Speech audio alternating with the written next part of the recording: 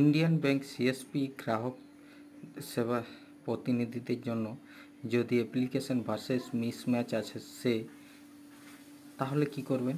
তাহলে প্রথমত আমরা ডিভাইসটি আমাদের নেটওয়ার্কের সাথে কানেক্ট করে রাখবো। এরপর অ্যাপস আপডেট করে রেখে দেবো কিছুক্ষণ। তারপর দেখতে পাবো আমরা অটোমেটিক্যালি আইভির সাথে অ্যাপসটি ডাউনলোড হয়ে ইনস্টল হতে শুরু করবে। এরপর ইনস্টল সাকসেসফুল হয়ে গেলে দেখবেন লগইন হবে, ওটিপি আসবে, সব কিছু হবে।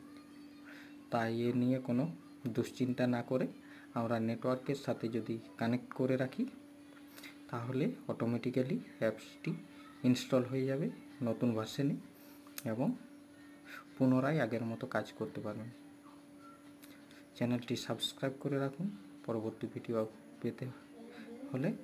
থ্যাংক ইউ বন্ধুরা, আবার দেখা হবে। Good morning.